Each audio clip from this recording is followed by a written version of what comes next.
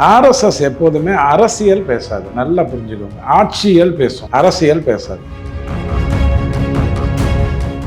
இன்னாருக்கு ஓட்டு போடுங்கன்னே ஆர்எஸ்எஸ் கேட்காது. நிறைய இடத்துல சொல்லுவாங்க ஆர்எஸ்எஸ் கடுமையான வேலை செஞ்சு பிஜேபியை ஜெயிக்க வச்சாங்க. அந்த மாதிரி ஆர்எஸ்எஸ் என்னைக்குமே பண்ணாது.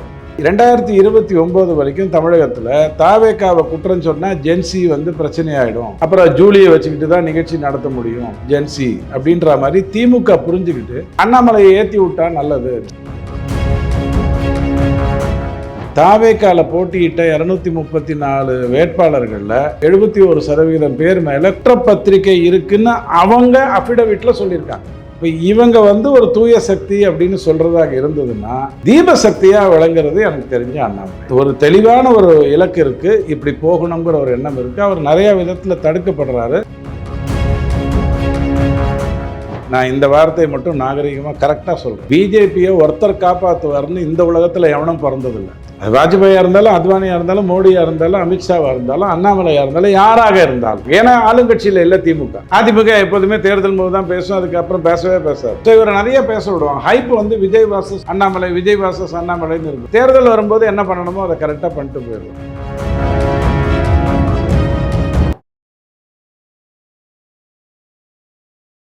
இளையபாதநேயர்களுக்கு வணக்கம். இன்றைக்கி நம்ம நேர்களில் நம்ம சிறப்பு விருந்தினர் அரசியல் விமர்சகர் மற்றும் துக்ளக் வாசகரான ரவி சார் அவர்கள் தான். சார் வணக்கம் சார். வணக்கம் சார். இப்போது ஆக்சுவலாக திடீர்னு நியூஸ் எல்லாம் ரொம்ப அதிகமாக பரவுது. அண்ணாமலை அவர்களுக்கு ஆர்எஸ்எஸ் சப்போர்ட்டாக உள்ளே இறங்கியிருக்காங்க. ஆர்எஸ்எஸ் அதாவது அண்ணாமலை நீங்கள் இழந்துட்டீங்க அப்படின்னா பாஜகவை நீங்கள் மறந்துடலாம் அப்படின்ற மாதிரி நியூஸ்லாம் வெளியே வருதே சார். எந்தளவுக்கு உண்மை இது? சொல்கிறவங்க யாருங்கிறது முக்கியம். ஃபஸ்ட்டு அண்ணாமலைஜிக்கு இன்றைக்கி பிறந்தநாள் வாழ்த்துக்கள். அதாவது இந்த வயசில் தன்னுடைய எதிர்காலமே சமுதாயம், அரசியல் அப்படிங்கிற ஒரு எண்ணத்தோட ஐபிஎஸ்ஸாக இருக்கும்போதே கூட அதிகாரம் கையில் இருந்தால் தான் தன்னால் செயல்பட முடியும், எவ்வளோ தான் நேர்மையாக இருந்தாலும்னு புரிஞ்சுக்கிட்டு அதிலேருந்து வெளில வந்து இந்த ஐபிஎஸ்ங்கிறது முக்கியம் இல்லை, ஐஏஎஸ்ங்கிறது முக்கியம் இல்லை, அதிகாரம் எந்த குரங்குக்கிட்ட இருக்கோ அது ஹனுமான்கிட்ட இருந்தால் நல்லது, இல்லை மனம் ஒரு குரங்குகிட்ட இருந்ததுன்னா அவ்வளோதான் சொல்லிட்டு வெளில வந்து 3-4 வருஷத்துக்குள்ளே அவருக்கான பதவியோ, அவருக்கான அதிகாரமோ, அவருக்கான சலுகைகளோ, அவருக்கான சுதந்திரமோ பிஜேபி மற்றவங்களுக்கு கொடுக்காத அளவில் கொடுத்துருந்தாலும் அதை ஒழுக்கமாக பயன்படுத்தி தன்னுடைய வேலையை செஞ்சதுங்கிறது அண்ணாமலைஜி தான். எத்தனையோ பதவிகள் அது கொடுக்க போகிறோம், இதுக்கு போடுவோம், அது பண்ண போகிறோம், இது பண்ண போகிறோம்னு சொல்லும்பொழுது சொல்லப்போனால் இந்தியா சார்பாக அமெரிக்காவில் யாரையாவது நிறுத்தலாம்னா இந்தியா சார்பான ஜனாதிபதி அண்ணாமலை தான் அப்படின்னு சொல்லியிருப்பாங்கங்கிற அளவுக்கு அவர் மேலே ஒரு நம்பிக்கை எல்லாருக்கும் இருந்தது. அதையெல்லாம் மீறி இல்லை, எனக்கு தமிழகத்தில் கரெக்ட் பண்ணணும் அப்படின்னு சொல்லிட்டு இறங்கினார். அந்த வகையில் அவருக்கு வாழ்த்துக்கள். அவர் நம்புகிற இறைவன், அது முருகனாக இருந்தாலும் யாராக இருந்தாலும் அவர் கூடவே இருக்கணும். அவர் சார்ந்த சுற்றம், அவர் சார்ந்த நட்பு, அவர் சார்ந்த சொந்தம், அவர் சார்ந்த ஊர், நாடு, இந்த பிரபஞ்சம் பூரா அவருக்கு ஹெல்ப் பண்ணணும் அப்படின்னு கேட்டுக்கிறேன். ஆர்எஸ்எஸ் எப்போதுமே அரசியல் பேசாது. நல்லா புரிஞ்சுக்கோங்க. ஆட்சியல் பேசும், அரசியல் பேசாது. இன்றைக்கி இருக்கிறவங்களுக்கு அரசியலுக்கும் ஆட்சியலுக்கும் வித்தியாசமே தெரியாது. ஆங்கிலத்தில் சொன்னால் ஒரு வேலை தெரியும், கவர்னன்ஸ், பாலிட்டிக்ஸ் அப்படின்னு சொல்லி புரிஞ்சுப்பாங்க. ஆர்எஸ்எஸ் என்றைக்குமே அரசியல் பேசாது, ஆட்சியல் பேசும். இந்த ரூட்டில் நீங்கள் போகிறீங்க அது தப்பாக இருக்குன்னு சொல்லும், இந்த ரூட்டில் போகிறீங்க அது தப்பாக இருக்குன்னு சொல்லும், இதில் போனீங்கன்னா கரெக்டாக இருக்கும்னு கருத்து சொல்லுமே ஒழிய இன்னாருக்கு ஓட்டு போடுங்கன்னே ஆர்எஸ்எஸ் கேட்காது. நிறைய இடத்துல சொல்லுவாங்க ஆர்எஸ்எஸ் கடுமையான வேலை செஞ்சு பிஜேபியை ஜெயிக்க வச்சாங்க. அந்த மாதிரி ஆர்எஸ்எஸ் என்றைக்குமே பண்ணாது. ஆர்எஸ்எஸ் எல்லா இடத்துக்கும் போகும், இந்த தேசத்துக்கு எது நல்லதோ அதை பண்ணுங்கன்னு சொல்லும், உங்களை தான் செய்ய சொல்லுமே ஒழிய இப்படி செய்யுங்கன்னு சொல்லாது. நீங்கள் காவியை பார்த்துட்டு, நீங்கள் அதில் இருக்கிற நேர்மையை பார்த்துட்டு இதுக்கு ஒத்து வர்றது பிஜேபி தான்னு நீங்கள் அடையாளம் பண்ணி பிஜேபிக்கு ஓட்டு போடுவீங்களே ஒழிய அவங்க அப்படி பண்ண மாட்டாங்க. ரொம்ப சிம்பிளாக சொல்லணும்னா, ஒரு மாணவன் பேசினான் அப்படின்னு சொல்கிறதுக்கும், ஒரு வாலிபன் பேசினாங்கிறதுக்கும், ஒரு மனிதன் பேசினாங்கிறதுக்குமான வித்தியாசம் அவனுடைய தோற்றம். ஸோ ஆர்எஸ்எஸ் அப்படி தான் டீல் பண்ணுமே ஒழிய என்றைக்குமே எந்த விதத்துலையும் அரசியல் பேசாது. இவங்கெல்லாம் சும்மா ஏன் இதை ஏற்றி விடுறாங்கன்னா, 2029 வரைக்கும் தமிழகத்தில் தாவேக்காவை குற்றம் சொன்னால் ஜென்சி பிரச்சனை ஆகிடும், அப்புறம் ஜூலியை வச்சுக்கிட்டு தான் நிகழ்ச்சி நடத்த முடியும் ஜென்சி அப்படின்ற மாதிரி திமுக புரிஞ்சுக்கிட்டு அண்ணாமலையை ஏற்றி விட்டா நல்லது, அவர் மாட்டுக்கு விமர்சனம் பண்ணிட்டு இருந்தாருன்னா நல்லது அப்படின்னு சொல்லிட்டு திமுக வாயை மூடிட்டு உட்காந்துருக்கு. அதிமுகவை பொறுத்த வரைக்கும் அண்ணாமலை விஷயத்தில் எடப்பாடி செய்தது எல்லாமே தப்பு தான். அண்ணாமலைங்கிற மாதிரி ஒருத்தர் கிடைக்கிறாருன்னும் போது அது மிகப்பெரிய வரப்பிரசாதமாக எடுத்திருக்கணும். பாபா படத்தில் வர்ற 7 மந்திரமாக எடுத்திருக்கணுமே ஒழிய அதை வந்து அவர் வளர்ந்துட்டார்னா நான் இதுவாகிடுவேன் அப்படின்னு நினைக்கிறது வந்து ரொம்ப தப்பான ஒரு அணுகுமுறையை எடப்பாடி பண்ணது. 2 தப்பு பண்ணார். அதில் ஒன்று பிஜேபியிலேருந்து 2023 செப்டம்பருக்கு அப்புறம் பிரிச்சுக்கிட்டது, 2வது அண்ணாமலையை தடுத்தது. அது 2த்துக்குமான பலனை தான் இப்போ அனுபவிச்சுட்டு இருக்காரு. ஸோ நான் இப்போ அதுக்கப்புறம் போகணும் அப்படின்னு சொன்னால், இப்போ பிஜேபியில் வந்து அண்ணாமலைன்னு இல்லை, உழைக்கக்கூடிய யாரையுமே அது புறந்தள்ளினதில்லை. புறந்தள்ளுவதே இருக்கவே இருக்காது பிஜேபியில். ஆனால் உயர்த்துவதுங்கிறதுக்கு வந்து நீங்கள் பயங்கரமாக உழைக்கணும். 150 மார்க்குக்கு எதுனா 100 மார்க் வர்றதுக்கு வாய்ப்பு இருக்குது, இல்லை 90 மார்க் வர்றதுக்கு வாய்ப்பு இருக்குது. அப்படி தான் இருக்கும். ஸோ அண்ணாமலை எதுக்காக இப்போ ரிசைன் பண்ணணும்? அவர் சைடில் எந்த தப்பும் இல்லை. தலைமை தான் வலியுறுத்தியது இந்த கூட்டணியை. அவர் போய் 95 இடத்துல பேசினார், எல்லாருக்கும் பேசினார், அதிமுகவுக்கும் பேசினார், பிஜேபிக்கும் பேசினார், வானதி மேடமுக்கும் அவங்க ஹாஸ்பிட்டலில் இருக்கும்போது அங்கே போய் பேசினார். ஆனால் இந்த எலெக்ஷனை நீங்கள் வந்து ஏதோ ஒரு ஜென்சி எந்திரிச்சிச்சு அதுலேருந்து அப்படியே வந்துருச்சுன்னு நீங்கள் பார்க்குறீங்க அப்படின்னு சொன்னால், தாவேக்கால போட்டியிட்ட 234 வேட்பாளர்களில் 71% பேர் மேலே குற்றப்பத்திரிகை இருக்குன்னு அவங்க அஃபிடவிட்டில் சொல்லியிருக்காங்க. தேர்தல் ஆணையத்துக்கு கொடுத்த தகவல்களில் அந்த வேட்பாளர்கள் அதில் 71% என் மேலே குற்றப்பத்திரிக்கை இருக்குன்னு சொல்லியிருக்காங்க. தயவு செஞ்சு அதை புரிஞ்சுக்கோங்க. ஏதோ புண்ணியாத்மாக்களும் மெழுகுவத்திகளும் வந்துருச்சுன்னு நினைக்கிறேன். மெழுகுவத்தி அனுப்பிச்சி வச்சுருக்கலாம், ஆனால் வந்ததில் வந்து 234 71% குற்ற பின்னணி உள்ளவங்க தான். அதில் 35% பேர் வந்து கடுமையான குற்றம். கடுமையான குற்றம்னா என்ன? தண்டிக்கப்பட வேண்டிய குற்றம். ஒருத்தர் அமைச்சராகவே ஆயிருக்கார். ஆக்சுவலாக அவர் ஆயுள் தண்டனை, மரண தண்டனை விதிக்கப்பட்ட ஒருத்தர் ஜாமீனில் வந்து அமைச்சராகவே ஆயிருக்கார். அதில் 30% பேர் வந்து கடுமையான குற்றங்கள் செய்து வந்திருக்கிறவங்க. இப்போ இவங்க வந்து ஒரு தூய சக்தி அப்படின்னு சொல்கிறதாக இருந்ததுன்னா, திமுக தீய சக்தின்னு எங்கள் தாத்தாவே சொல்லி கொடுத்துருக்காரு, அதில் ஒன்றும் குழப்பம் இல்லை. எங்கள் எம்ஜிஆர் ஐயாவும் சொல்லி கொடுத்துருக்காரு. தீபசக்தியாக விளங்குறது எனக்கு தெரிஞ்ச அண்ணாமலை. ஒரு தெளிவான ஒரு இலக்கு இருக்குது, இப்படி போகணுங்கிற ஒரு எண்ணம் இருக்குது. அவர் நிறையா விதத்தில் தடுக்கப்படுறாரு. நானும் சிலதுலலாம் ஆச்சரியப்பட்டிருக்கேன். இந்த டிஆர் பாலு வழக்கு எப்போ முடியும்? அது வந்து பெரிய வழக்கு தானே, அவர் தானே மானம் போச்சுன்னு சொன்னார். அப்போது மானத்தை எடுத்தது யார்? அண்ணாமலை. அப்போ அந்த வழக்கு ஏன் நடக்காமல் இருக்குங்கிற வருத்தம் எனக்கும் உண்டு, அவருக்கும் இருக்கும், அண்ணாமலைக்கும் இருக்கும். அதே மாதிரியே யார் யாருக்கெல்லாம் டெண்டர் கொடுத்தாங்க அப்படிங்கிறத நான் வெளியிடுவேன், சொந்தங்களுக்கு எப்படி போச்சுங்கிறத நான் சொல்லுவேன்னு சொன்னார். அது சொல்ல முடியாமல் இருக்கிறதுக்கு காரணம் என்னங்கிறதும் அவருக்கு இருக்கக்கூடிய வருத்தங்களாக தான் இருக்க முடியும். அதே மாதிரியே ஃபைல்ஸ், டிஎம்கே ஃபைல்ஸை கொண்டு வர முடியாமல் இருந்ததும், 1000 கோடி டாஸ்மாக் பிரச்சனையும் இல்லாமல் இருந்ததெல்லாம் அவர் கண்கூடாக பார்த்தார். 27 ஒருத்தர் ஜெயிச்சிருக்காரு, அதுவும் கிட்டத்தட்ட ஒரு 900 வாக்கு அல்லது 1000 வாக்கு உட்பட்டு ஜெயிச்சிருக்காருங்கிறது வந்து படுதோல்வி. ஸோ இதை வந்து அவர் எக்ஸ்ப்ரெஸ் பண்ணணும்னு நினைக்கிறாரு. வேலைக்கு ஆகாதுங்க, நீங்களும் எதையும் ஒத்துக்க போகிறதில்ல, ஃபுல் பவர் கொடுக்க போகிறதில்ல, எல்லாருக்கும் கொடுக்குற மாதிரி தான் பவர் கொடுக்க போகிறீங்க, நான் கிளம்புறேங்கிற எண்ணத்தில் தான் அவர் அங்கே போயிருக்காரு. விட மாட்டாங்க, விடுறதுக்கு ஒன்றும் இல்லை. அவருடைய பிரச்சனையை தெளிவாக கேட்டுப்பாங்க. நம்ம ஊரில் இருக்கக்கூடிய மிகப்பெரிய பலவீனம், பிஜேபியில் இல்லாத ஒரு பலவீனம் என்னன்னு கேட்டிங்கன்னா, எக்ஸிட் இன்டர்வியூன்னு ஒன்று நடத்த மாட்டாங்க. இப்போ நானும் நீங்களும் ஒரு வேலை செய்கிறோம்னா, வேலையை விட்டு போகிறோம்னா சரின்ட்டு போயிடுவாங்க. எக்ஸிட் இன்டர்வியூ நடத்தினா தான் எனக்கு என்ன மாதிரியான மன உளைச்சல்கள் இருந்தது, யார் அதை கொடுத்தாங்கங்கிறத நான் சொல்லுவேன். அதில் காழ்ப்புணர்ச்சி இருக்கும், பொய் இருக்கும், ஆனால் எங்கேயோ 4-5 நிஜம் ஒளிஞ்சிருக்கும். அந்த எக்ஸிட் இன்டர்வியூ பிஜேபியில் எப்போதுமே ஒழுங்காக நடக்கும், சும்மாலாம் அனுப்பிச்சி விட்டுற மாட்டாங்க. இவரை பொறுத்த வரைக்கும் அதுதான் நடந்துக்கிட்டு இருக்கு 4 நாளாக. Okay sir. பட் இருந்தாலுமே இப்போ அமித்ஷா அவர்கள்ட்டையும் மோடி அவர்களுக்கும் தமிழ்நாட்டுடைய சுச்சுவேஷன் கிட்டத்தட்ட நல்லா தெரியும்ல சார். பிஜேபி எந்த அளவுக்கு இப்போ இருக்கிறாங்க இந்த எலெக்ஷனில் தெரிஞ்சிருக்கும்ல. பட் அண்ணாமலை அவர்களை தனி கட்சி ஆரம்பிக்க விட்டு பின்னாடி அவங்க பேக்கப் கொடுக்கலாமே சார். சார், இதுக்கு முன்னாடி 4 பேர் இதை பண்ணியிருக்காங்க. அண்ணாமலை புதுசு இல்லை. கல்யாண் சிங் வந்து கார் சேவா போது அவர் தான் காங்கிரஸுக்கு சொல்கிறாரு, நான் தான் மாநிலத்தினுடைய முதல்வர், நான் பார்த்துக்கிறேன், எந்த தப்பும் வராதுன்னு சொல்கிறார். கார் சேவா நடக்கும்போது எந்த தப்பும் திட்டமிடப்படலை, எந்த தப்பும் நடக்கணும்னு நினைக்கல, நடந்தது. அதுக்கப்புறம் கல்யாண் சிங் தனியாக போய் பார்ட்டியை ஓப்பன் பண்ணார். அதுக்கப்புறம் பிஜேபியில் வந்தார், கவர்னர் ஆனார். உமாபாரதி ஏற்கனவே சொல்ல முடியும், குஜராத் எடுத்துக்கோங்க. குஜராத்தில் வந்து கிட்டத்தட்ட 27 வருடங்களாக ஆட்சியில் இருக்கோம். எங்கேயாவது ஆட்சிக்கு வர்றதுக்கு முயற்சி பண்ணிகிட்டு இருக்கோம். சரியான ஒரு வழியில் போயிட்டுருக்கோம். நல்ல வேலையாக அவுரங்கசீப் குடும்பம் கிளம்பி போயிடுச்சு. இப்போ வந்து ஒரு குடும்ப ஆட்சி ஒன்று நடந்துக்கிட்டு இருக்குது. 13 குடும்பம் 1+13 இருந்தது டிஎம்கேல. இப்போ ஒரு குடும்ப ஆட்சி நடந்துட்டு இருக்குங்கிற அளவுக்கு நம்ம சந்தோஷப்பட்டுக்கலாம். குஜராத்தில் வந்து மிகப்பெரிய பொலிட்டிஷியனு வெளியில் போனார் பிஜேபி விட்டு, திருப்பி வந்து பிஜேபியில் ஜாயின் பண்ணிட்டார். இது வந்து புதுசு இல்லை. பட் அதை ஏன் அப்படி பண்ணணும்? இப்போ எல்லாருமே ஏன் விவாகரத்து பண்ணிவிட்டு 50 வயசுக்கு மேலே சேர்த்துக்கூடாது? 30 வயசோட, நான் சொல்கிறத நாகரிகமாக புரிஞ்சுக்கோங்க, 30 வயசோட மேட்டர் முடிஞ்சிச்சு இல்லை. 30 to 50 2 பேருமே பேச்சுலராக இருந்துட்டு 50 வயசுக்கு மேலே திருப்பி வந்துக்கலாமே. அதுக்காக கல்யாணம் பண்ணிட்டோம். அது இல்லை வழி. என்ன ப்ராப்ளம் உங்களுக்கு? என்ன பிரச்சனை? இதுதான் பிரச்சனையா? அப்போ நம்ம ஓப்பனாக பேசுவோம். இதில் பூசி மொழிகிறதுக்கு என்ன இருக்குது? நல்லவங்க தானே பேசிக்கிறாங்க. ஐஎஸ்ஐஎஸ் தீவிரவாதிகளும் தாலிபனுமா பேசிக்கிறாங்க, இல்லை திமுகலையா பேசிக்கிறாங்க? ஒருத்தனுக்கு ஒருத்தன் காலவாரி விட்டுட்டு பொதுவாக உட்காந்து பேசுவாங்களா? அந்த மாதிரியா பேசிகிட்டு இருக்கேன்? இல்லை.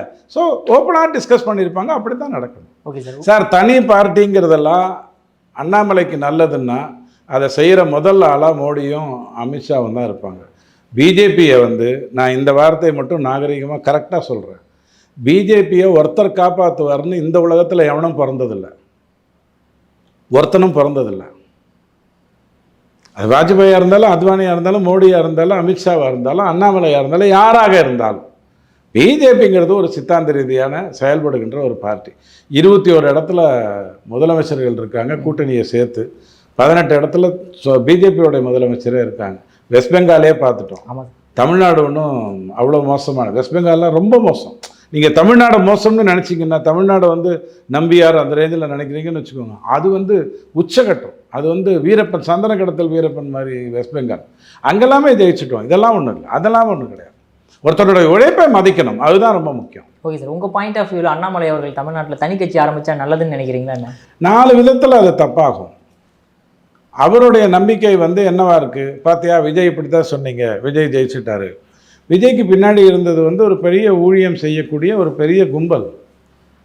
ஒரு தொகுதியிலையும் 60 தேவாலயம், 600 ஜப வீடு இருக்குது. அந்த செட்டப் உங்ககிட்ட கிடையாது. ஜப வீடுங்கிறது வந்து ஒரு ஜப வீடு இருக்கிறது இன்னொரு ஜப வீடுக்கு தெரியாது. ஜப வீடுன்னு அங்கீகரிக்கப்பட்டு ஒரு சின்ன ரூமில் வேலை செஞ்சுட்டு இருப்பாங்க, உங்களுக்கு தெரியாது. அவன் மாட்டுக்கு எல்லா வேலையும் ஒழுக்கமாக செஞ்சுட்டு இருப்பான். ஸோ இந்த மாதிரி புற்றீசலாக கடைசியாக ஒரு 30-40 வருடமாக சேர்ந்த ஒரு கூட்டம் திமுகவே நம்பிக்கிட்டு இருந்தது. திமுக நம்பி பிரயோஜனம் இல்லை, அவங்க வந்து நம்மளை வச்சு ஓட்டு வாங்குவாங்க, கடைசியில் நம்மளை ஓட விட்டுருவாங்கன்னு புரிஞ்சுக்கிட்டு தனக்கான ஒரு ஆளை நியமித்து அந்த மாதிரி வந்தது ஒரு பெரிய செட்டப் இது. ஸோ டக்குன்னு வந்து உடனே நடந்துரும்னு நினைக்கக்கூடாது. அண்ணாமலையே தமிழ்நாட்டில் இருக்கக்கூடிய மூளை முடுக்கில் இருக்கக்கூடிய எல்லாருக்கும் தெரியும், எல்லாருக்கும் தெரியும். சீமானை எல்லாருக்கும் தெரியும். ஏன் சீமான் ஜெயிக்க முடியல? அவரை தவிர இன்னொருத்தர் அவர்கிட்ட வளர முடியல. இப்போ விஜய் ஜெயிச்சிட்டாரு, ஒரு 4 வருஷம் கழிச்சோ 10 வருஷம் கழிச்சோ ஒரே ஒரு தப்பு விஜய் பண்ணாருன்னா அப்படியே இறங்கிடுவார், கெஜ்ரிவால் மாதிரி. இந்த தனிநபர் இருக்கிற பிரச்சனையே எப்போதுமே அப்படி தான், அதை செஞ்சு பிரயோஜனம் இல்லை. ஸோ அண்ணாமலையும் தன் கூட இருக்கிறவங்களெல்லாம் பெருசாக கொண்டு வந்து நிறைய பேரை கொண்டு வந்து அப்படி நீங்கள் பண்ணுவாருன்னு நினைக்காதீங்க. அதுதான் இவங்க 3 பேருக்குள்ளே இருக்கிற ஒற்றுமை. தனிநபர்னு வந்தால் எப்போதுமே அது தோப்பாகாதுங்கிறது எதுக்காக சொல்லுவாங்கன்னா, தனிநபர் வந்து வளர விட மாட்டார் கூட இருக்கிறவங்கள. ஒடுக்கணுன்ற எண்ணம் இல்லை, நான் பார்த்துக்கிறேன், எது வந்தாலும் நான் டிசிஷன் எடுத்துக்கிறேன், நான் தான் ஒரே ஒரு சென்டர், நான் தான் முடிவு எடுப்பேன். இதெல்லாம் எங்கேருந்து இந்த டயலாக் வரும்னா, இந்த தனிநபராக இருந்தால் தான் அந்த மாதிரி வரும். அதுதான் பிரச்சனை. உண்மையை சொல்கிறேன், இது பொய்ங்க, இதெல்லாம் மடமைங்க, நாம் இதெல்லாம் தாண்டிட்டோம், சாதியை மீறி ஓட்டு போட்டுட்டோம், இதை மீறி ஓட்டு போட்டுட்டோம், இங்கே வந்து பணத்தை செலவு பண்ணி யாரும் ஓட்டு வாங்கலை அப்படின்னெல்லாம் நீங்கள் கதை சொல்லலாம். அந்த 60 தேவாலயமும் 600 ஜப வீடும் சும்மா 2 இட்லி ஒரு சட்னியில் நடக்கலை, பெரிய அளவில் செலவுகளில் தான் அது நடந்தது. ஒரு டைமில் டக்குன்னு என்ன சொல்வீங்க, ஸ்லீப்பர் செல் மாதிரி எந்திரிச்சு வேலை செஞ்சுட்டாங்க. அப்படி தான் அது நடந்தது. அது மாதிரி நல்லவங்களுக்கு கிடைக்குமா? வாய்ப்பில்லை. அதுதான் வருத்தம். ரைட், அப்படி இல்லை, நான் தனியாக போய் பண்ணுறேங்கிறத எதுக்கு செய்ய போகிறீங்க? நீங்கள் டியூஷன் நடத்துகிறதா இருந்தால் தனியாக நடத்தலாம். நீங்கள் யூனிவர்சிட்டியில் இருக்கீங்க, நீங்கள் ஸ்கூல் டீச்சர் இல்லை இல்லையா? ஸோ இங்கேயே செயல்படலாமா? என்ன பிரச்சனை உங்களுக்கு? அவ்வளோதானே கேள்வி. இல்லை சார், இங்கே பிஜேபின்றதே வந்து ஒரு மதவாத கட்சி, ஓகேங்களா? அது இல்லாமல் எதுவுமே செய்யாது அப்படின்னு கட்டிட்டாங்களே சார். ஒத்துக்கிறேன். அப்படின்னு ஸ்டாலின் சொல்லும்போது எனக்கு வருத்தம் இல்லை. ஏன்னா 3ஆம் கிளாஸ் படித்த ஒருத்தருக்கு, நான் ஸ்டாலினை சொல்லலை, 3ஆம் கிளாஸ் படித்த ஒருத்தனுக்கு நிலாங்கிறது எங்கேயோ இருக்குன்னு தான் தெரியும். நிலான்னா என்ன, அது யார் எதை சுற்றுதுன்னு தெரியாது. அதை வந்து கி வீரமணி சொல்லும்போது எனக்கு வருத்தம் இல்லை. ஏன்னா 9ஆம் கிளாஸ் ஃபெயிலான ஒரு பையனை பொறுத்த வரைக்கும், உதாரணத்துக்காக சொல்கிறேன், நான் அவர் உங்கள் படிப்பெல்லாம் பற்றி பேசுகிற அளவுக்கு எனக்கு தகுதி இல்லை. அவங்களெல்லாம் ஆசிரியர்னு கி வீரமணியை கூப்பிடுவாங்க. நாம் அப்படியெல்லாம் உரம் கட்டிட மாட்டோம். டக்குன்னு உங்களுக்கு புரியறதுக்காக சொல்கிறேன். அவனை பொறுத்த வரைக்கும் பூமி சுற்றுதா நிலா சுற்றுதாங்கிறதுக்கு லாஜிக் தெரியாது. ஸோ இந்த மாதிரி இருக்கிறவங்க பேசும்போது எனக்கு வருத்தம் இல்லை.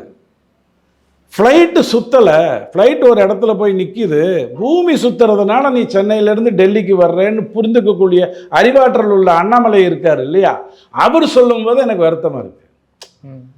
நாம் தான் புரிய வைக்கணும். நாம் எப்படி மதவாத கட்சியாக மாறுவோம்? மதம் பேசுறது யார்? இவங்க தானே. காங்கிரஸை பொறுத்த வரைக்கும் ராஜ்யசபா சீட்டு கொடுத்துருக்காங்க. யாருக்கு கொடுத்துருக்காங்க? இதுக்கு முன்னாடி கிறிஸ்டோஃபர்னு ஒருத்தருக்கு கொடுத்தாங்க. ஏன் கொடுத்தாங்க? நிலைமையை புரிஞ்சுக்க முடிஞ்சது. ஐயா 3 மாநிலத்தில் தான் நாங்கள் இருக்கிறோம், நீங்கள் 1800 எம்எல்ஏ வச்சுருக்கீங்க, எவ்வளோ வேணாலும் ராஜ்யசபாவுக்கு அனுப்புவீங்க, எங்கிட்டலாம் அப்படிலாம் வக்கில்ல, நான் ஏதாவது விஜய்கிட்ட கேட்டு வாங்கினா தான் உண்டு, அல்லது ஸ்டாலின் கிட்ட கேட்டு வாங்கினா தான் வந்து கிறிஸ்டோஃபரை அனுப்பிச்சி வச்சாங்க. இப்போ என்னாச்சு? திருப்பி பிரவீன் சக்கரவர்த்திக்கு கொடுத்துருக்காரு. என்ன நிர்பந்தம்? இதெல்லாம் தான் மதவாதம். இந்த மாதிரி செயல்படுறது தான் மதவாதம். நான் சொல்ல புரியுதுங்களா? இப்போ உங்ககிட்ட தகுதி இல்லையா? இவங்களுக்கு யாருக்கும் டெல்லிக்கு அனுப்புறதுக்கு தைரியம் இல்லை. டெல்லியில் போய் அவன் என்ன பண்ணுவானோன்னு பார்த்துட்டு இருக்க முடியுமா? எம்ஜிஆருக்கு இருந்ததில்லை. கருணாநிதி ஐயாவுக்கு மாறன் இருந்ததுனால தப்பிச்சிட்டாரு. மாறனை மீறி டெல்லிக்கு யாரையும் அனுப்பலை. மாறனை மீறி டெல்லியில் எதுவும் செஞ்சிட முடியாது.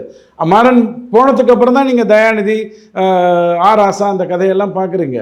ஸோ இவங்களுக்கு யாருக்குமே டெல்லியில் அனுப்புறதுக்கு கூட தைரியம் கிடையாது, எந்த ஒரு இதுவும் கிடையாது. ஸோ எதுலேயுமே மதத்தை பிரித்து மதம் பார்த்து இது இஸ்லாத்தவரை நாங்கள் தான் காப்பாற்றுவோம், பிஜேபி கைவிட்டுருவாங்கன்னு திருப்பரங்குன்றத்தில் போய் சொன்னால் எத்தனையோ வருடங்களாக அவங்க பார்த்துட்டு இருக்காங்க, தோற்று போயிட்டாங்க.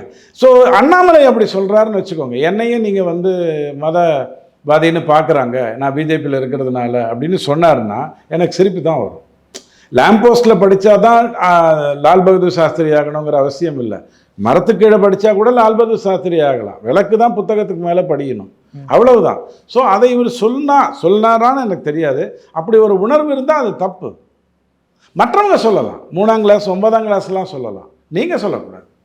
Okay sir. பட் இருந்தாலும் இப்போ அண்ணாமலை அவர்கள் வந்தாலும் சரி, யார் வந்தாலும் சரி, ஏன்னா தாவேக்கா வந்து இன்னும் 10-15 வருஷத்துக்கு அசைக்க முடியாது அப்படின்ற மாதிரி ஒரு கான்ஃபிடென்ட்டாக எல்லாருமே. தாவேக்காவுடைய வாக்கு சதவீதம் 35, கரெக்டா? அதுவும் அவங்க சொல்கிறாரு சார், எம்ஜிஆரோட அதிகமாக வாங்கிட்டுன்ற மாதிரி பெருமை. அது உண்மைதானே, அது உண்மைதானே, அதில் ஒன்றும் தப்பு கிடையாது, அதில் ஒன்றும் தப்பு கிடையாது. 1/2% அவர் அதிகமாக தான் வாங்கியிருக்காரு. எம்ஜிஆராவது ஒரு கூட்டணி வைத்திருந்தார், இவர் அதுவும் வைக்கல. எம்ஜிஆருக்கு ஒரு அரசியல் பின்னணி இருந்தது, இவருக்கு அது கூட கிடையாது. அந்த வகையிலலாம் நம்ம தப்பாக சொல்ல முடியாது. 35% தானே, அதில் எதுவும் மாற்று கருத்து இல்லையே. அப்போ மீதி இருக்கிறதுல இவங்க 2 பேர் 20-20 தானே, அதிமுகவும் திமுகவும் 20-20 தானே, 75%. இப்போ மீதி 25% தொக்கலாக தானே உட்காந்துருக்கு. அதை யார் வேணாலும் எடுத்துக்கலாம்ல. அவங்க தேடிக்கிட்டு தானே இருக்காங்க. நம்பர் 1. 2வது, அதிமுகவை எல்லாருமே சேர்ந்து ஒரு வழி பண்ணிக்கிட்டே இருக்கீங்க. ஏன்னா அங்கே தான் தொண்டன் இருக்கான், அவனை பிடிக்கணும்னா எல்லா வேலையும் பண்ணி ஆகணும்னு அவனை சாவடிச்சிட்டு இருக்கீங்க. அப்போ அந்த 20, 25 ஆகிறதும் 30 ஆகிறதும் எடப்பாடி கையில் இருக்குது. ஆனால் 16, 18 ஆகிறது எல்லார் கையிலையும் இருக்குது, கரெக்டா? அப்போ அது ஆட்டோமேட்டிக்காக வந்துடுமா? ஒன்றும் வேண்டாம். இப்போ ஒரு இடைத்தேர்தல் நடக்க போகுது இல்லையா, 8 பேருக்கு நடக்கணும்ல. 8+1 தான் அவங்க டார்கெட்டு. இந்த 8 என்ன கணக்குன்னா, அந்த பக்கத்தில் இருந்து 8+1 9 வாங்கியிருக்காங்க. திமுகவுடைய சார்பாக தான் இருக்கும்னு சொல்லும்போது நாளைக்கு நம்ப முடியாது. 2029 2 சீட்டு கொடுத்துட்டாங்கன்னு வச்சுக்கோங்க திமுகவில். வேறு வழியில் இல்லை, அவங்களுக்கு 5 சீட்டு கூட கொடுப்பாங்க. இப்போ கொடுத்துட்டாங்கன்னு வச்சுக்கோங்க, இவங்க அங்கே மாறி போயிடுவாங்க. உங்களுக்கு இதுக்கு முன்னாடி நடந்திருக்கு. 2006 பாமக வந்து திமுக கூட்டணியில் இருந்து ஜெயிக்குது. 2009 அது அதிமுக பக்கம் வந்து தோக்குது. திருப்பி 2011 திமுக கிட்ட போய் தோக்குது. இந்த 2006 to 2011 மாநிலத்தில் வந்து கலைஞர் ஆட்சி தான் நடந்துக்கிட்டு இருந்தது. அப்போ பாமக எப்படி போயிட்டு வெளில வந்தது? இது எப்போ வேணாலும் நடக்கலாம். ஸோ இவர் என்ன கால்குலேட் பண்ணுறாரு, 8 பேரை அதிமுகலேருந்து, அதுதான் ஒரு ஆட்டு மந்தை இருக்குது, அங்கே சண்முகம்லாம் இருக்கார் மேய்ப்பர், அவரை பிடிச்சி கொஞ்சம் கூட்டு வந்தீங்கன்னா ஒரு 8 எம்எல்ஏ கூட்டு ராஜினாமா பண்ணி வைக்கலான்னா 4 தான் பண்ண முடிஞ்சுது. இப்போ 8+1 9க்கு ஒரு இடைத்தேர்தல் நடந்ததுன்னா அங்கே அதிமுக சத்தியமாக 5-6 ஜெயிச்சிடும். இவருக்கு அது பெரிய செட்பேக் ஆகும். அந்த எலெக்ஷன் நடக்கும்போதே உள்ளாட்சி தேர்தலையும் சேர்த்து நடத்தினார்னு வச்சுக்கோங்க, அந்த 9ஐயும் இவர் ஜெயிச்சிருவார். ஸோ இது எல்லாமே அறிவு சார்ந்த ஒரு விஷயம். சரியாக பண்ணாருன்னா 10 வருஷத்துக்கு இவர் அசைக்க முடியாது. காரணம் என்னென்னா, இவருக்கு வந்து அந்த 35% வாக்கு இருக்கு இல்லையா, அதில் கிட்டத்தட்ட 25% பெண்களுடைய வாக்கு. ஆமாம். அந்த பெண்கள் வாக்கு வந்து திருப்பி வராது. அது போய் ஒட்டிக்குச்சுன்னா அப்படியே பதிபக்தி தான் கிடையாது, எல்லாத்துலேயும் பக்தி தான் அவங்களுக்கு. ஒத்திட்டு அதே தான் பண்ணுவாங்க. ஒரே கடையில் தான் துணி கூட வாங்குவாங்க. மாற்றி வாங்குறதுக்கு விருப்பம் இருக்காது அவங்களுக்கு. நண்பிகள் கூப்பிட்டா கூட நான் அதை வாங்கிக்கிறேன், நீ இதை வாங்கிக்கிட்டு தள்ளிட்டு போயிடுவாங்க. ஸோ அவங்களுடைய வாக்கை சிதைப்பதுங்கிறது வந்து ரொம்ப கஷ்டம். அப்போ அண்ணாமலை மாதிரி ஒருத்தர் எந்திரிச்சு வந்தால் தான் செட் ஆகும். பட் என்றைக்குமே தனிமருதம் தோப்பாகாதுங்கிறத ஒரு பக்கம் வச்சுக்கோங்க. பிஜேபியில் இவருக்கு சுதந்திரம் ஒன்றும் இல்லாமல் இல்லை. இந்த முடிவை கரெக்டாக எடுக்கணும்னு நினச்சாங்க. சப்போஸ் பிஜேபி 2026 தனியாக இருந்திருந்ததுன்னு வச்சுக்கோங்க, திமுக இன்னும் 20 சீட்டு அதிகமாக தான் வெற்றி பெற்றிருக்கும். அதுதான் நிலைமையாக இருந்திருக்கும். கொஞ்சம் அப்படியே யோசிச்சு பாருங்கள். 197ங்கிறது 97ஆவோ 87ஆவோ இறங்கிடுச்சுன்னா, இங்கே வந்து 87க்கு வந்திருந்ததுன்னா திமுக தானே ஆட்சி அமைச்சிருக்கும். ஆமாம். அப்போ எவ்வளோ டேஞ்சரஸான ஒரு விஷயம். நல்ல வேலையாக அமித்ஷா எடுத்தது நல்ல முடிவு தான். எஸ், ஒரு செட்பேக் பிஜேபிக்கு 3%ன்னு வந்துருச்சு. நாளைக்கு அண்ணாமலை அதை கரெக்டாக கொண்டு வர போகிறாரு. பிஜேபியில் இருக்கிறவங்க நல்லா உழைக்க போகிறாங்க. அதில் என்ன இருக்குது? ஓகே சார், லாஸ்ட்டாக சார், இப்போ அண்ணாமலை அவர்கள் ஏன் தனி கட்சி ஆரம்பிக்கணும்னு நினைக்கிறாரு? ஏன்னா பாஜகவில் அவர் வந்து ஃப்ரீயாக விடமாட்டேங்கிறாங்க, முக்கியமாக சீனியர்ஸ் அப்படின்ற மாதிரி ஒரு குற்றச்சாட்டு எழுந்துகிட்டே இருக்குது சார். இப்போ கைனா நாகேந்திரன் இப்போ டெல்லி போயிருக்காரு. ஒரு இளைஞன் வந்து நான் தனியாக தொழில் பண்ணுறேன், அப்பா செய்கிற தொழிலை நான் செய்யணும்னு விரும்பலை, நான் இதை பண்ண போகிறேன்னு சொன்னால் அதனுடைய அர்த்தம் வேறு. கூட்டு குடும்பத்திலேருந்து நான் தனி கொடுத்தனும் போகிறேன், ஏன்னா நாத்தனார் சரியில்லை, மச்சினிச்சி சரியில்லைன்னு சொன்னால் அதனுடைய அர்த்தம் வேறு.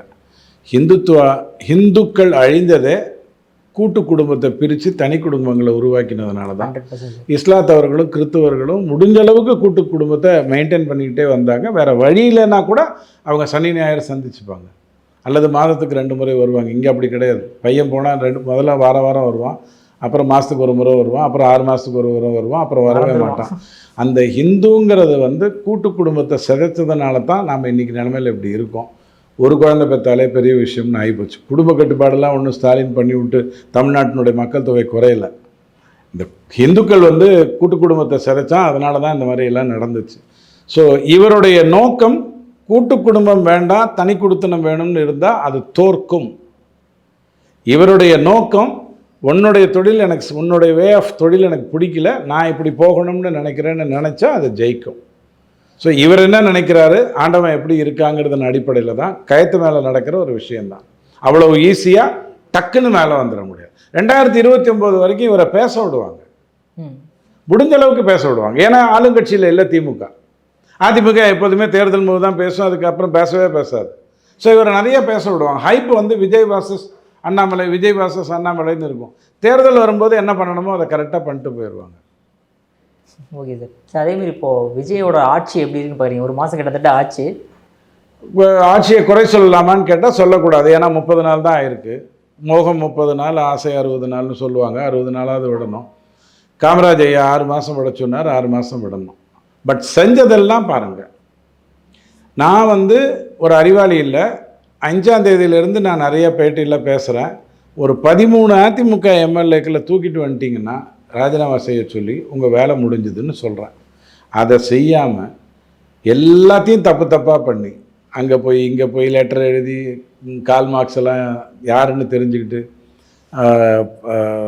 என்ன சித்தப்பாக்கெலாம் செலவு வச்சிருக்கோ, இது கால் மார்க்ஸ், ஓ அப்படியா அப்படின்னு சொல்லி அந்த மாதிரிலாம் போய் காலில் விழுந்து கடைசியில் ஒரு இதுக்குள்ளே வந்து திமுக வேறு ஜம்ப் பண்ணி ஓடி போய் காப்பாற்றிருச்சு.